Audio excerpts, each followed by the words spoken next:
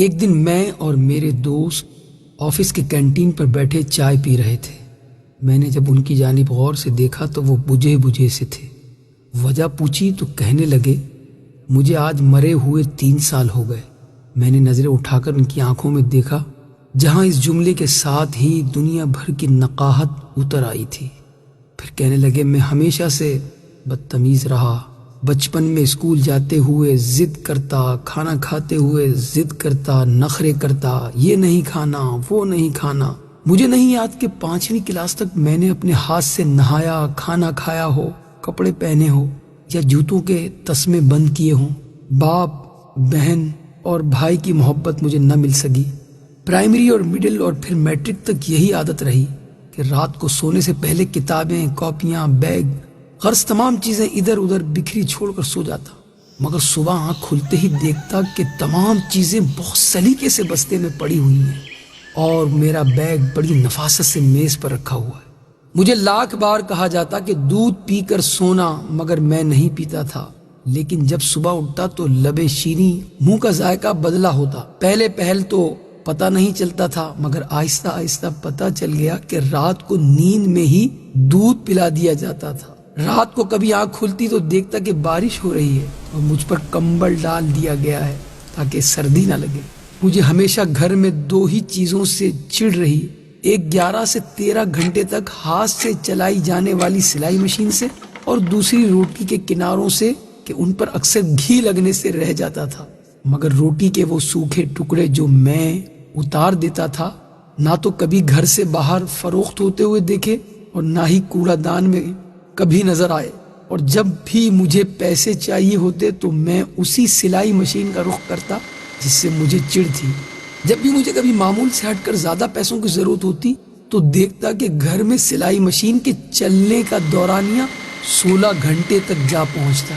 مجھے یاد ہے کالج میں داخلے کے وقت مجھے 1500 روپے چاہیے تھے۔ میں نے گھر آ کر بتا دیا۔ اسی رات 2 بجے کے قریب میری آنکھ کھلی تو گھر کے برآمدے میں کچھ کھٹ پٹ ہوتی ہوئی محسوس ہوئی۔ ذرا غور کیا تو محسوس ہوا کہ جیسے کوئی گھٹی گھٹی سسکیوں کے ساتھ رو رہا ہے۔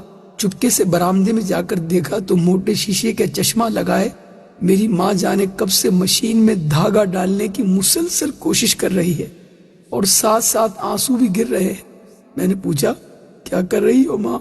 ماں نے چونک کر میری طرف دیکھا اور جلدی سے آنسو صاف کرتے ہوئے چہرے پر مسکراہٹ سجاتے ہوئے بالکل صاف آواز میں کہنے لگی، وہ سامنے والی سریا کی بھائی کی شادی ہے تو اس نے کہا کہ صبح تک 2 سوٹ سلائی کر دو، اس لیے بیٹھی ہوں، لیکن دھاگا سوئی میں نہیں ڈل رہا۔ اس دن مجھے ماں کی حالت اور آنسو دیکھ کر احساس ہوا کہ مجھے کوئی چھوٹا موٹا کام کرنا چاہیے۔ میں مناسب کام بھی ڈھونڈتا رہا اور پڑھتا بھی رہا۔ ادھر FA مکمل ہوا، ادھر آفس میں کام مل گیا۔ میں نے گھر جا کر ماں کو بتایا تو وہ خوشی سے نہال ہو گئی۔ فوری شکر پارے لا کر محلے میں بانٹ دیے۔ ایک دن میں کام سے گھر آ کر لیٹ گیا، تھوڑی تھکاوٹ ہو رہی تھی، پاؤں چارپائی سے لٹکائے ہی سو گیا۔ جب اٹھا تو دیکھا کہ خلاف معمول آج نہ جوتے میرے پاؤں سے اترے تھے اور نہ ہی کھانا بنا تھا۔ ماں کو آواز دی، ماں ماں اے ماں اے ماں، ماں اٹھیے، بھوک لگی ہے۔ چیخ چیخ کر رویا، 1000 منتیں کی، مگر شاید ماں اب کے بار اٹھنے کے لیے نہیں سوئی تھی۔ ماں کے بعد وہ گھر چھوڑ دیا، گویا قبرستان لگتا تھا۔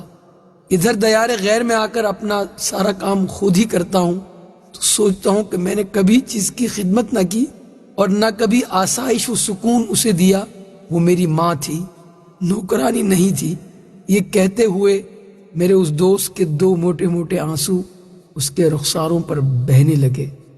اللہ تعالیٰ میرے اور جن کے بھی والدین حیات ہیں سب کے والدین کو ایمان اور صحت کے ساتھ خوش رکھے۔ ماں بڑی نعمت ہے، اس کی قدر کیجیے۔ ماں بڑی نعمت ہے، اس کی خدمت کیجیے۔ ماں بڑی نعمت ہے، اس کا احساس کیجیے۔